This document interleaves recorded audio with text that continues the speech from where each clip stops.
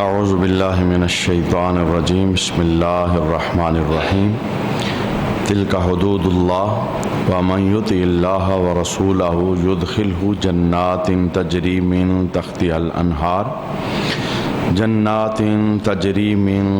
الانہار خالدین فیہا وذلک الفوز العظیم ومن یعص اللہ ورسولہ ویتعد حدودہ یدخلہ نارا خالدا فیہا ولہ عذاب مہین صدق اللہ مولانا العظیم ان اللہ وملائکتہ یصلون علی النبی یا ایھا الذین آمنوا صلوا علیہ وسلموا تسلیما اللہم صلی علی سیدنا و مولانا محمد وعلی آل سیدنا و مولانا محمد وبارک وسلم وصلی علیہ صلاۃ والسلام علیک یا سیدی یا رسول اللہ صلاۃ والسلام علیک یا سیدی یا حبیب اللہ صلاۃ والسلام علیک یا سیدی یا شفیع المذنبین وعلی آلک واصحابک یا سیدی یا رحمت للعالمین۔ وراثت کے عنوان پر قرآن حکیم کی آیات کا درس جاری تھا اور گزشتہ نشست کے اندر ایک بڑا رکوع قرآن پاک کا جس کے اندر وراثت کے احکام کو بیان کیا گیا، اس کے ضمن میں چند گزارشات ہم نے سماعت کی تھی۔ آج بھی اسی گفتگو کو مزید آگے بڑھائیں گے اور کچھ مزید باتیں وراثت کے حوالے سے ہم سماعت کریں گے۔ یہ جو رکوع جس کے اندر وراثت کے عنوان کو اور حقداروں کے حصص بیان کیے گئے، اس کا آغاز اللہ رب العالمین نے اس کلام کے ساتھ کیا کہ وراثت کی ادائیگی کا حکم تمہیں رب عطا فرماتا ہے، یعنی یہ اللہ رب العالمین کا آرڈر ہے۔ جیسے نماز رب کا حکم ہے، روزہ رب کا حکم ہے، زکوٰۃ رب کا حکم ہے، قربانی رب کا حکم ہے، صاحب استطاعت لوگوں پہ حج اللہ کا حکم ہے، اسی طرح وراثت کو تقسیم کرنا اور قرآن کے بتائے ہوئے اصولوں کے مطابق تقسیم کرنا یہ بھی اللہ رب العالمین کا حکم ہے۔ اور رکوع کے آخر کے اندر رب کائنات نے ارشاد فرمایا کہ وراثت کے احکام اللہ کے مقرر کردہ حدود میں سے حدیں ہیں جنہیں توڑنے کی اجازت نہیں، یعنی کوئی بندہ اپنی مرضی سے تصرف نہیں کر سکتا کہ وہ کہے کہ میں وراثت کا جو مال ہے اسے اپنی منشا اور اپنی مرضی کے مطابق تقسیم کروں۔ رب کائنات نے ارشاد فرمایا کہ یہ رب کی مقرر کردہ حدیں ہیں، انہیں توڑنے کی اجازت ہرگز نہیں ہے۔ اور تیسرے نمبر پر اس رکوع کے اندر وراثت کو کما حق کو اللہ کی منشا کے مطابق تقسیم کرنے والے کے لیے جنت کی بشارت کا اعلان کیا گیا، یعنی جو بندہ اللہ کے حکم کی پیروی کرتے ہوئے رب کا حکم سمجھ کر وراثت کی تقسیم کو نبھاتا ہے اور حقداروں کا حق ان تک پہنچاتا ہے، رب کائنات نے اس کے لیے جنت کی نعمتوں کو بیان فرمایا ہے۔ اور اسی رکوع کے اندر رب کائنات نے وراثت کے اندر جو دوسرے کا حق مارے گا اور حدود الہی کو توڑے گا، اللہ رب العالمین نے ایسے بندے کے لیے دوزخ کی آگ کو بیان فرمایا ہے۔ اور جو سرے سے اس کا منکر ہوگا، یعنی انکار کرے گا کہ جو کچھ ہے میرا ہی ہے، کسی وارث کا کچھ بھی نہیں بنتا، تو وہ دائمی دوزخی ہونے کا سبب بنے گا۔ یہ معاملہ کتنا عام ہے، یعنی وراثت کے معاملات کو عین شریعت کے مطابق نبھانا، اور اس کے معاملے میں بزرگان دین کی، علماء کرام کی، فقہاء کرام کی کتنی زیادہ احتیاطیں تھیں۔ آقا حضور رحمت عالم صلی اللہ علیہ وسلم کے بتائے ہوئے فرامین کے مطابق، قرآن پاک کی تعلیمات کے مطابق کیسے انہوں نے اپنی زندگیوں کو بسر کیا۔ حضرت عمر بن عبدالعزیز رحمۃ اللہ تعالی علیہ، آپ کا جب آخری وقت آیا، یعنی آپ دنیا سے تشریف لے کے جانے لگے، تو آپ کے پاس مسلمہ بن عبد الملک حاضر تھا۔ تو اس نے ایک جملہ بولا، اس نے کہا کہ آپ نے ایسا کام کیا ہے کہ آپ سے پہلے کسی نے کبھی ایسا کام نہیں کیا۔ تو آپ نے پوچھا حضرت عمر بن عبدالعزیز رحمۃ اللہ تعالیٰ علیہ نے کہ میں نے کیا کیا ہے؟ تو اس نے کہا کہ آپ نے اولاد تو چھوڑی ہے، لیکن اولاد کے لیے آپ نے مال کوئی نہیں چھوڑا۔ آپ بغیر مال کے اپنی اولاد کو چھوڑ کے اب آپ دنیا سے جا رہے ہیں۔ تو عمر بن عبدالعزیز رحمۃ اللہ تعالیٰ علیہ، چونکہ انسان کے لیے یہ دونوں صورتیں موجود ہوتی ہیں، کبھی اسے غربت کی آزمائش سے گزرنا پڑتا ہے۔ اب وراثت تو وہی تقسیم کرے گا جس کے پاس مال ہوگا، اور جو سرے سے ایسا ہے، جو تہی دامن ہے، تنگ دست ہے، جس کے پاس مال و دولت ہے ہی نہیں، اس کے پاس تو وراثت کا معاملہ ہی نہیں، نہ تقسیم کی کوئی بات ہے۔ تقسیم تو وہی ہوگا جس کے پاس مال ہوگا۔ تو عمر بن عبدالعزیز رحمۃ اللہ تعالیٰ علیہ، آپ نے اس آزمائش کو قبول کیا۔ تو بندے نے کہا کہ آپ نے اولاد تو چھوڑی ہے، لیکن اولاد کے لیے آپ نے مال نہیں چھوڑا۔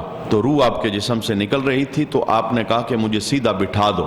آپ کو بٹھایا گیا تو آپ نے 2 جملے ارشاد فرمائے۔ پہلا جملہ کہنے لگے، بات یہ نہیں کہ میں نے اولاد کے لیے مال نہیں چھوڑا، بات یہ ہے کہ میں نے انہیں دوسروں کا حق نہیں دیا۔ یعنی میرے پاس تو نہیں تھا، لیکن کسی کا حق مار کر میں اپنی اولاد کے لیے چھوڑ کے نہیں جا رہا۔ جو تھا وہ میں نے استعمال کر لیا۔ میرے پاس کچھ نہیں ہے تو میں خالی ہاتھ جا رہا ہوں، اولاد کو خالی ہاتھ چھوڑ کے جا رہا ہوں۔ رہی بات یہ کہ اولاد ہے، میں نے اسے مال نہیں دیا، اب کیا ہوگا؟ تو عمر بن عبدالعزیز رحمۃ اللہ تعالیٰ علیہ نے فرمایا کہ اگر وہ اللہ کی اطاعت کریں گے، اس صورت کے اندر اللہ خود ہی ان کی مدد فرمائے گا۔ یعنی یہ میری اولاد ہے، اگر یہ رب کی تابعدار ہوگی، فرمانبردار ہوگی، تقوی دار ہوگی، اللہ نیکوں کا والی ہے اور اللہ پرہیزگاروں کا مدد کرنے والا ہے۔ اور دوسرے نمبر پر ارشاد فرماتے ہیں کہ اگر میری اولاد اللہ کی نافرمانی کریں گی تو اس صورت کے اندر مجھے ان کے معاملے کی کوئی پرواہ نہیں، یہ اپنے کرتوت، اپنے اعمال کا خود صلہ پائیں گے۔ کہنے کا معنی یہ ہے، یعنی عمر بن عبدالعزیز رحمۃ اللہ تعالیٰ علیہ کہ اس قول سے کیا پتہ چلتا ہے؟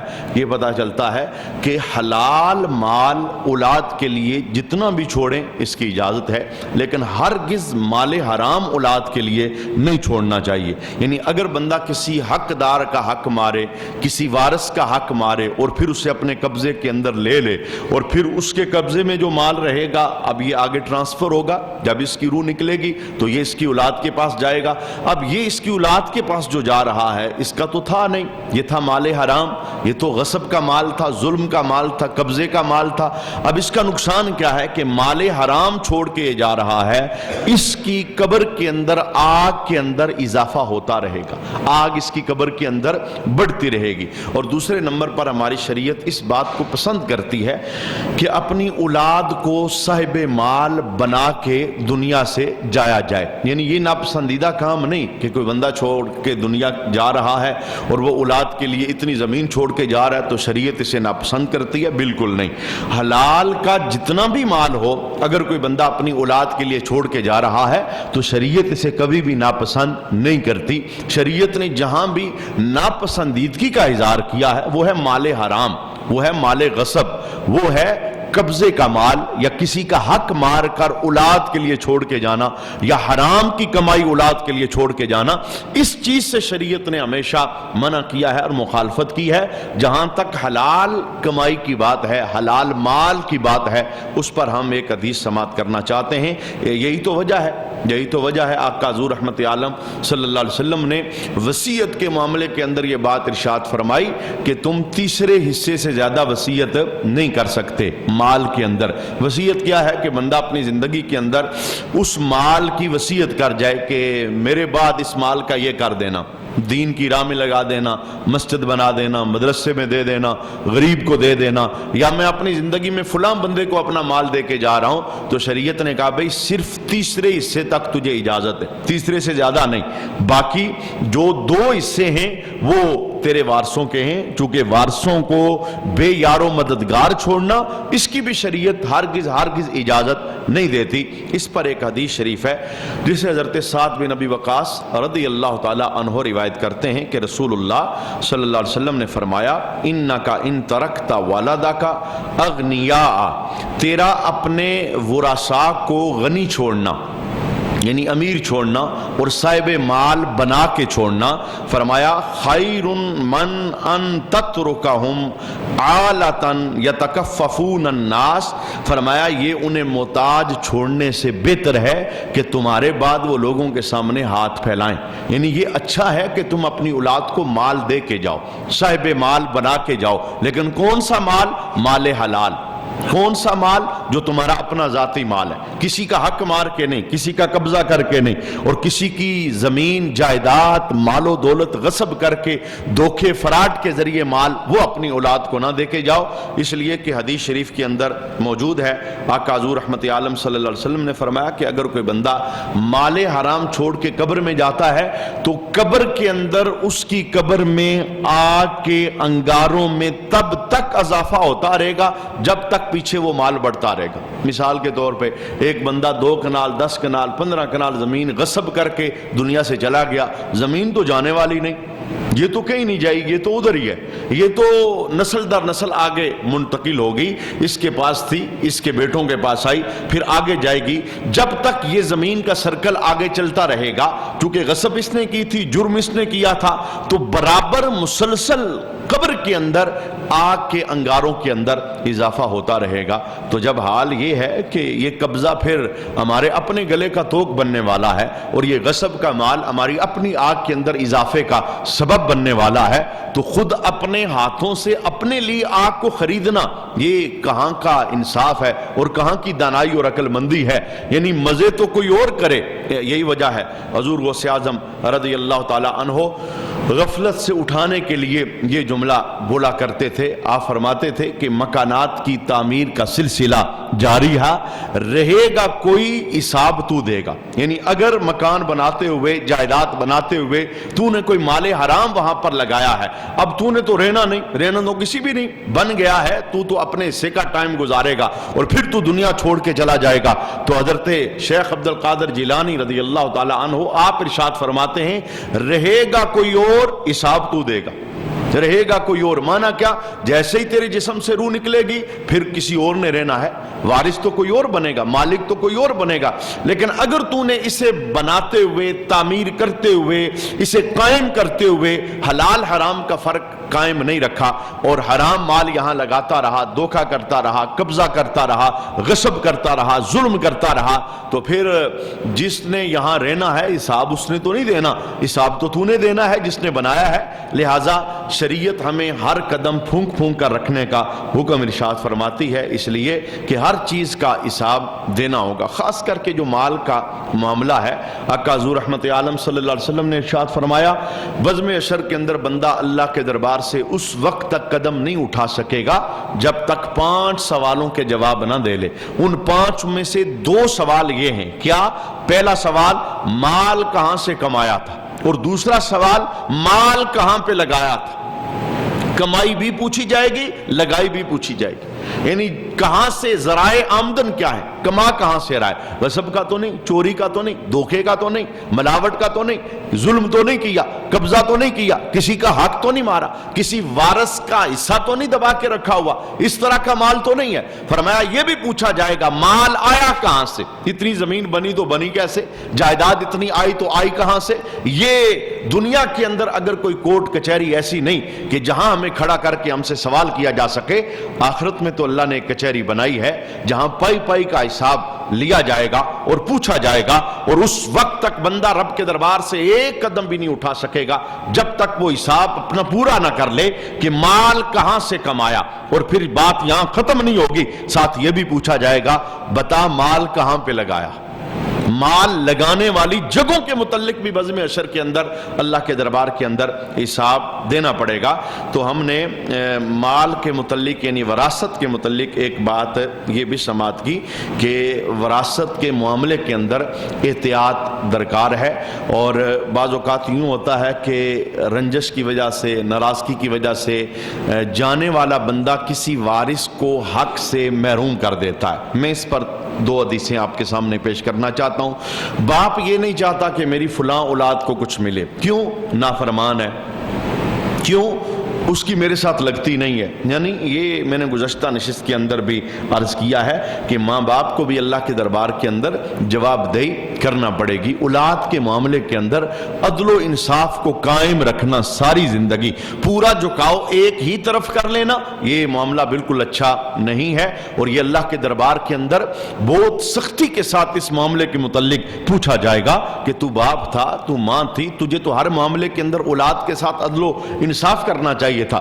تو پورا ایک طرف جھکا کیوں؟ تو نے ایک کو تہی دامن چھوڑا کیوں؟ تو نے ایک کو اپنا باپ ہونے کا درجہ اور محبتوں کا پیغام اسے کیوں نہیں پہنچایا؟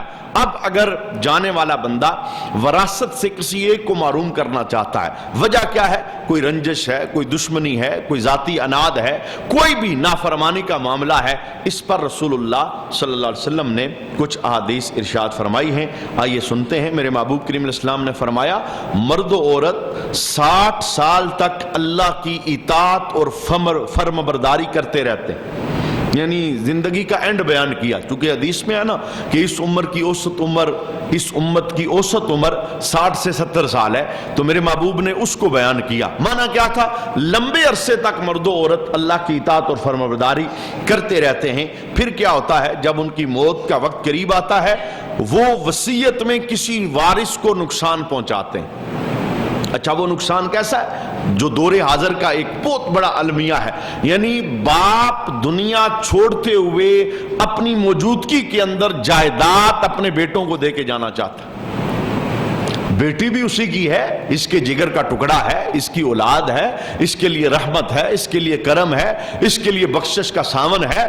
لیکن اس نے اپنی وصیت کے ذریعے یا تو ایسا کر رہا ہے زندگی میں بیٹوں کو دے کے جا رہا ہے، یا پھر ایسا کر رہا ہے کہ وصیت کر کے جا رہا ہے کہ میرے جانے کے بعد فلاں مکان، فلاں دکان، فلاں مارکیٹ، فلاں جائیداد میرے اس بیٹے کی ہے، اس بیٹے کی ہے، اس بیٹے کی، اور بیٹی کی باری آئے ہاں 10 مرلے اسے بھی دے دینا. اب یہ وصیت کے ذریعے یہ کام کر کے جا رہا ہے. تو میرے محبوب نے کیا ارشاد فرمایا؟ مرد و عورت 60 سال تک اللہ کی اطاعت کرتے رہتے ہیں، فرمانبرداری کرتے رہتے ہیں، نمازی ہیں، روزہ دار ہیں، تقوی دار ہیں، پرہیزگار ہیں، لیکن موت کا وقت آتا ہے تو وصیت کے ذریعے کسی وارث کو نقصان پہنچاتے ہیں. تو اللہ کے حبیب نے کیا ارشاد فرمایا؟ فرمایا ان کے لیے رب دوزخ کی آگ کو واجب کر دیتا ہے. زندگی کی آخری سانسوں میں ایک جرم کیا، حقدار کو اس کے حق سے محروم کیا.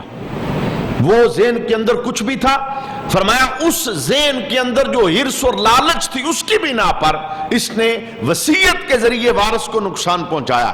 یا بیٹوں میں سے کسی بیٹے کو آگ کر دیا. جیسے ہمارے ہاں اس معاشرے کے اندر یہ المیہ بھی پایا جاتا ہے کہ اس بیٹے کا میری جائیداد کے ساتھ کوئی تعلق نہیں ہے، میرے مرنے کے بعد اسے کچھ نہیں ملے گا، یہ مکان اس کا نہیں ہے، یہ دکان اس کی نہیں ہے، یہ جائیداد اس کی نہیں ہے. یہ جملہ بول کے جانا اور دنیا چھوڑ کے چلے جانا. میرے محبوب نے فرمایا کہ بندہ 60 سال تک وہ صالح عمل کرتا رہتا ہے، تابعداری کرتا رہتا ہے، اطاعت کرتا رہتا ہے، آخر میں آ کے موت کے وقت وصیت کے ذریعے وارث کو نقصان پہنچاتا ہے. اس عمل کے سبب اس کے اوپر دوزخ کو اللہ واجب کر دیتا ہے. ایک اور حدیث ہے جسے حضرت ابو ہریرہ رضی اللہ تعالی عنہ روایت کرتے ہیں، ابن ماجہ کے اندر موجود ہے. میرے محبوب نے فرمایا کہ بندہ 70 برس تک جنتیوں جیسے عمل کرتا رہتا ہے.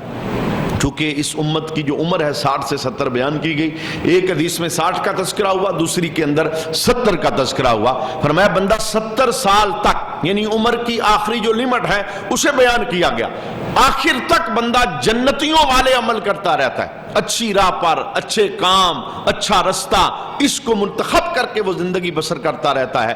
پھر کیا ہوتا ہے؟ فرمایا پھر اپنی وصیت میں خیانت کر بیٹھتا ہے. جب دنیا چھوڑنے لگتا ہے تو وصیت کے اندر خیانت کر بیٹھتا ہے. اور خیانت اس میں کیا ہے کہ کسی وارث کو محروم کر دینا یا سارے وارثوں کو محروم کر دینا. چونکہ شریعت نے ناپسند کیا ہے، بندہ ایک مالدار ہے لیکن دنیا چھوڑ کے جا رہا ہے، کہتا ہے میرا سارے کا سارا مال مسجد میں دے دیں اور وارثوں کو کچھ نہ ملے. اب یہ کیا اس نے خیانت کی ہے؟ جب رب نے حصہ مقرر کیا ہے تو کیوں حصہ نہیں دے رہا؟ تو وصیت کے ذریعے کیوں نقصان پہنچا رہا ہے؟ یا رب نے حصہ مقرر کیا ہے تو کسی ایک کو بیچ میں سے نکال کیسے سکتا ہے؟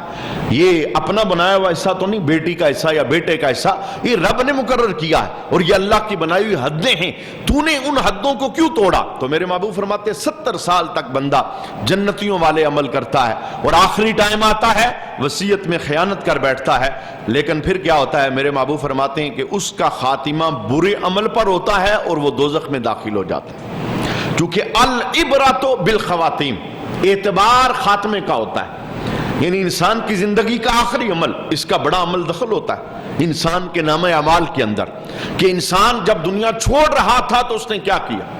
ہاں وصیت کی ضرورت ہی نہیں، یعنی اگر یہ سمجھتا ہے کہ مجھ سے ناانصافی ہو جائے گی، نقصان، تو جو مال ہے چھوڑ کے دنیا سے چلا جائے، وارث خود اپنا حصہ لے لیں گے، ان کا حصہ جو شریعت نے بیان کیا، جو قانون کہتا ہے ہر وارث اپنا حصہ خود لے لے گا۔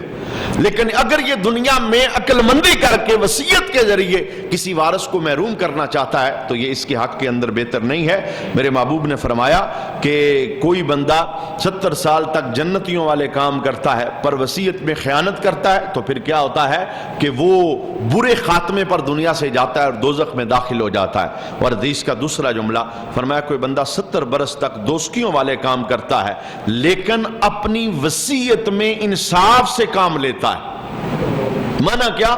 یہ آخری کام ہے، دنیا سے جاتے ہوئے آخری کام ہے، ساری زندگی اچھے رستے پر نہیں تھا، دوستیوں والے کام کرتا رہا، وصیت سے انصاف سے کام لیتا ہے تو اللہ اس کا خاتمہ اچھا کر کے اسے جنت میں داخل کر دیتا ہے۔ یعنی ان دو جہتوں کو میرے محبوب نے ان حدیثوں کے اندر بیان فرمایا کہ وراثت کے معاملے کے اندر انتہائی احتیاط کی ضرورت ہے اور انتہائی قرآن اور حدیث کے مطابق حق داروں کا حق دینے کی حاجت ہے، کیونکہ اس پر جنت کا اور اس پر دوزخ کا فیصلہ وہ آقا حضور رحمت عالم صلی اللہ علیہ وآلہ وسلم نے بیان فرمایا۔ اور جو بندہ کسی وارث کو وراثت سے محروم کرتا ہے اس کے متعلق ایک قرآن کی آیت اور اسی کے ساتھ ایک حدیث جو رسول اللہ صلی اللہ علیہ وسلم نے بیان فرمائی۔ قرآن تو یوں کہتا ہے وَتَأْكُلُونَ التُّرَاثَ أَكْلًا لَمًّا، اور میراث کا سارا مال جمع کر کے کھا جاتے ہو، یعنی وارثوں تک حق نہیں پہنچاتے، خاص کر کے بھائیوں کو بتایا جا رہا کہ دینے کا دل ہی نہیں کرتا، سینے میں وہ دل ہی نہیں کہ بہنوں تک ان کا حق پہنچایا جائے۔ اور میں نے گزشتہ نشست کے اندر بھی یہ جملہ بولا ہے، چونکہ اللہ نے یہ حق بیان کیا ہے لہٰذا جب تک بہنوں کے قبضے میں چیز نہ چلی جائے تب تک، ہاں بہن کے قبضے میں ایک چیز آ جاتی ہے وہ مالک بن جاتی ہے، اس کے نام ہو جاتی ہے، نام ہونے کے بعد وہ کہے بغیر جبر و اکراہ کے، بغیر زبردستی کے، اپنی خوشی کے ساتھ وہ کہتی ہے میں بھائی کو دیتی ہوں تو پھر وہ دے سکتی ہے، لیکن اس کے قبضے میں کرنا، اس کو مالک بنانا، یہ قرآن کے حکم پر عمل کرنے کے لیے ضروری ہے۔ بغیر قبضے میں کیے، بغیر مالک بنائے، زبان سے معاف کروا لینا، اس طرح بندہ بری و ذمہ نہیں ہوتا، یہ اللہ کے حکم کی مخالفت ہے، یہ حدود جو رب نے بنائی ہے اس حدود کی خلاف ورزی ہے۔ تو اللہ رب العالمین قرآن نے ارشاد فرماتا ہے وَتَأْكُلُونَ التُّرَاثَ أَكْلًا لَمًّا، اور میراث کا سارا مال جمع کر کے کھا جاتے ہیں، وَتُحِبُّونَ الْمَالَ حُبًّا جَمًّا، اور مال سے بہت زیادہ محبت رکھتے ہیں، یعنی جو حق داروں کا حق ہے ان تک نہیں پہنچاتے۔ اب میرے محبوب نے اس حدیث کے ذریعے سے بیان فرمایا، حضرت انس روایت کرتے ہیں رسول اللہ صلی اللہ علیہ وسلم نے فرمایا من قطع میراث وارثہ قطع اللہ میراثہ من الجنت یوم القیامہ، فرمایا جو شخص اپنے وارث کی میراث کاٹے گا، کسی وارث کا حصہ کاٹے گا اور اسے وراثت سے محروم کرے گا تو اللہ رب العالمین کیا کرے گا؟ قطع اللہ میراثہ من الجنت یوم القیامہ، قیامت کے دن رب اس کو جنت سے حصہ نہیں عطا فرمائے گا، یعنی مسلمان ہونے کے ناطے اس کا جو جنت کے اندر حصہ بنتا ہے اور جنت میں جو منتخب کیا گیا ہے، دنیا میں اگر کسی وارث کو وراثت سے محروم کرے گا تو قیامت کے دن اسے جنت سے محروم کر دیا جائے گا۔ یہ وراثت کا مال دبا لینا اصل کے اندر یہ مال حرام ہے، اور اس مال حرام پر قابض ہونا، اسے استعمال کرنا، اسے اپنی نسلوں تک ٹرانسفر کرنا، یہ کتنا شدید ہے۔ اس پر ہم 4 حدیثیں سننا چاہتے ہیں۔ حدیثیں تو درجنوں ہیں، لیکن خوف پیدا کرنے کے لیے، ڈر پیدا کرنے کے لیے، تاکہ ہم کبھی بھی اس جرم کے اندر ملوث نہ ہوں، حقداروں کا حق ان تک پہنچانے والے بنیں اور کھلے دل کے ساتھ اس بات کو تسلیم کریں کہ ہم اللہ کے حکم پر عمل پیرا ہو رہے ہیں۔ مال وراثت پر قبضہ کرنا یہ مال حرام ہے، اور مال حرام کے متعلق حضرت ابو بکر صدیق رضی اللہ تعالیٰ عنہ روایت کرتے ہیں کہ اللہ کے حبیب نے فرمایا کہ اللہ نے جنت کو اس بندے پہ حرام قرار دیا ہے جو جسم حرام غذا سے پلنے والا ہے، یعنی وہ کسی بھی جہت کے ساتھ حرام غذا سے پلنے والا جسم وہ جنت میں داخل نہیں ہو سکتا۔ اور دوسری حدیث کے اندر جسے حضرت عبداللہ بن مسعود روایت کرتے ہیں، میرے محبوب نے فرمایا کہ جو بندہ مال حرام حاصل کرتا ہے اگر اسے صدقہ کرے تو وہ صدقہ قبول نہیں ہوتا، اور دوسرے نمبر پر فرمایا اگر وہ خرچ کرے تو اس کے اندر برکت نہیں ہوتی، اور تیسرے نمبر پر مال حرام اگر چھوڑ کر مر جائے تو یہ اس کا جہنم میں جانے کا سامان ہوتا ہے۔ اور میرے محبوب کریم علیہ السلام ارشاد فرماتے ہیں کہ اللہ برائی سے برائی کو نہیں مٹاتا بلکہ اللہ نیکی سے برائی کو مٹاتا ہے، اور آقا حضور ارشاد فرماتے ہیں کہ بے شک خبیث کو خبیث نہیں مٹاتا، یعنی جو مال حرام ہے وہ صدقہ کر کے بندہ سمجھے مجھے اجر ملے گا، بالکل اجر نہیں ہے۔ مال حرام مسجد میں لگایا، حرام کے مال کو اللہ کی راہ میں خرچ کیا، فرمایا اس سے کبھی بھی نیکی میسر آنے والی نہیں ہے، کیونکہ خبیث سے خبیث اللہ نہیں مٹاتا بلکہ نیکی کے ذریعے برائی کو اللہ مٹا دیتا ہے اور ختم کر دیتا ہے۔ اور ایک تیسری حدیث جس کے اندر میرے محبوب کریم علیہ السلام نے فرمایا، حضرت سعد نے پوچھا یا رسول اللہ مجھے کوئی ایسا وظیفہ بتائیں کہ میں مستجاب الدعوات بن جاؤں، میری دعائیں قبول ہونے لگیں، تو میرے محبوب نے فرمایا کہ اے سعد اپنا رزق پاک کر لو، اللہ تمہاری ہر دعا کو قبول فرما لے گا۔ رزق حلال دعاؤں کی قبولیت کا ذریعہ ہوتا ہے، مستجاب الدعوات بندہ بن جاتا ہے۔ میرے محبوب کریم علیہ السلام نے پھر ارشاد فرمایا کہ بندہ حرام کا ایک لقمہ لیتا ہے 40 دن تک عمل اس کا اللہ کے دربار میں قبول نہیں ہوتا۔ جب ایک لقمے کا یہ حال ہے تو جائیداد، مال و دولت، اگر کسی کا حق مارا، غصب کیا، ظلم کیا اور اسے اپنے قبضے میں رکھا تو پھر اللہ کے دربار کے اندر کس طرح بندہ نجات کا سبب بنے گا یا مستحق کی رحمت بنے گا؟ ایک لقمہ 40 دن تک وہ عمل کی قبولیت کے راستے کے اندر رکاوٹ بنتا ہے۔ اور چوتھی حدیث اس عنوان پر جسے حضرت ابو ہریرہ رضی اللہ تعالی عنہ روایت کرتے ہیں کہ میرے محبوب نے فرمایا ایک بندہ لمبا سفر کرتا ہے، بالوں میں مٹی لگی ہے، جسم کے اندر بھی مٹی لگی ہے، اور جب وہ منزل پہ پہنچتا ہے تو کہتا ہے کہ اے اللہ یا ربی، وہ ہاتھ بلند کر کے دعائیں کرتا ہے۔ تو میرے محبوب فرماتے ہیں میرے صحابہ بتاؤ اس کی دعا کیسے قبول ہوگی؟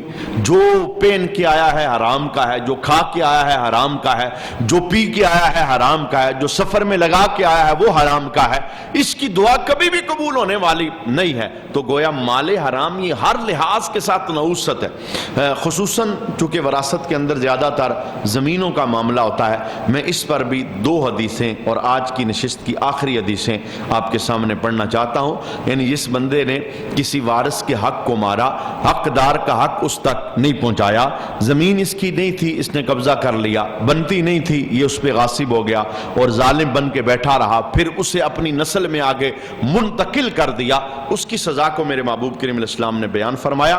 یہ حدیث بخاری شریف کے اندر موجود ہے، حضرت سعید بن زید رضی اللہ تعالی عنہ آپ روایت کرتے ہیں میرے محبوب نے فرمایا کہ جس نے بالشت کے برابر زمین اپنے حصے کے اندر غصب کر لی، ایک بالشت کے برابر اس نے زمین پر قبضہ کر لیا، اسے اپنے حصے کے اندر جان بوجھ کر غصب کر لیا، ناحق لے لیا، تو فرمایا قیامت کے دن اسے 7 زمینوں کا توق بنا کر اس کے گلے میں ڈالا جائے گا۔ یعنی وہ بالشت پھر نیچے تک 7 زمینیں جو بنتی ہیں وہ توق بنا کر اس بندے کے گلے میں ڈالا جائے گا۔ اور دوسری حدیث جسے حضرت سعد رضی اللہ تعالیٰ عنہ روایت کرتے ہیں میرے محبوب نے فرمایا کہ جو زمین کے کسی ٹکڑے پر ناجائز طریقے سے قابض ہوا تو اسے 7 زمینوں کا توق ڈالا جائے گا، اور اس کا نہ کوئی فرض قبول کیا جائے گا نہ کوئی نفل قبول کیا جائے گا۔ اور تیسری حدیث حضرت اشخص بن قیس کندی روایت کرتے ہیں کہ میرے محبوب کریم علیہ السلام نے ارشاد فرمایا کہ جو بندہ کسی دوسرے کی جائیداد اور مال پہ قبضہ کرتا ہے قیامت کے دن اللہ کے ساتھ کوڑی کی صورت کے اندر ملے گا، یعنی کوڑ کی مرض اس کے جسم کے اندر داخل کی جائے گی اور کوڑی ہو کر وہ بزم حشر کے اندر اٹھایا جائے گا۔